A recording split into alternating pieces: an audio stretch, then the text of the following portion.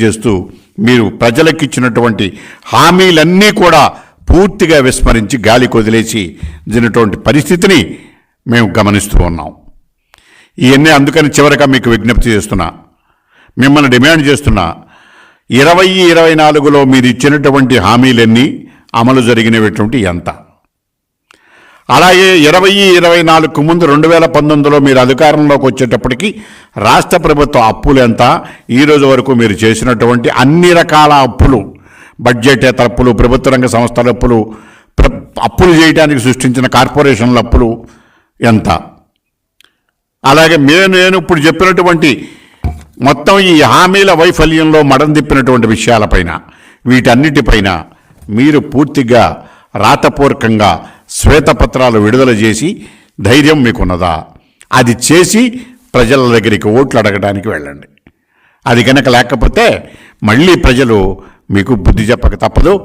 ఈరోజు కూడా కనీసం ప్రజలకు వాస్తవాలు చెప్పండి. మీరు చెప్పకపోతే మీ ఎమ్మెల్యేలతో చివరికి రోడ్ల మీదకి వచ్చి వాస్తవాలు చెప్పే పరిస్థితి ఉంది. కనుక 2024 ఎన్నికల్లో నైతికంగా ఓట్లు అడిగేటటువంటి హక్కు మీరు ఎన్నికల ముందు 19కి ఎన్నికల ముందు ఇచ్చిన హామీల ప్రకారము పూర్తిగా కోల్పోయారు. మీకు ఓట్లు అడిగేటటువంటి నైతిక హక్కు లేదు. ఇవన్నీ విషయాలు మేము చెప్తే మీరు మాకు సమాధానం చెప్పకుండా బూతులతో కాలయాపన చేయటం, ఇప్పటికి కూడా మీరు చంద్రబాబు నాయుడు గారు వేసిన మీద రోడ్ల మీద తిరుగుతూ రోడ్లు పాడైపోతే చంద్రబాబు నాయుడు గారి మీద పెట్టడం 5 సంవత్సరాల తర్వాత కూడా, అంటే మీకు పాలనలో పూర్తిగా వైఫల్యం చెందారు. అవినీతిమయమైపోయింది.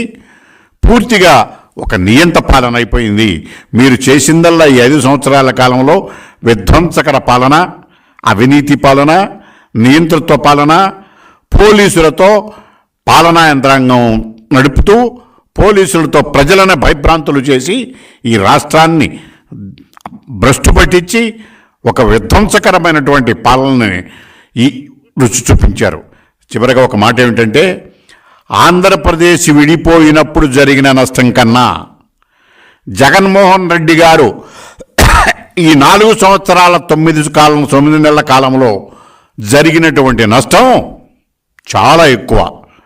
మళ్ళీ ఇది తిరిగి కోలుకోవటానికి, ఈ పాలన గాడిలో పెట్టడానికి, ఆంధ్రప్రదేశ్ని మళ్ళీ పట్టాల మీదకి ఎక్కించడానికి కనీసం 10-15 సంవత్సరాలు పడుతుంది. మళ్ళీ చంద్రబాబు నాయుడు గారు లాంటి ముఖ్యమంత్రి వస్తే తప్ప ఈ రాష్ట్రానికి భవిష్యత్తు లేదు. రాష్ట్రం దేశం యొక్క ఉనికిలో లేదు.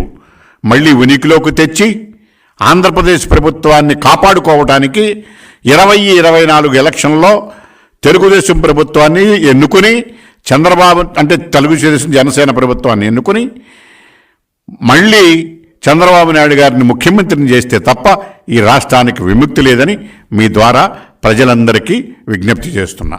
Thank you.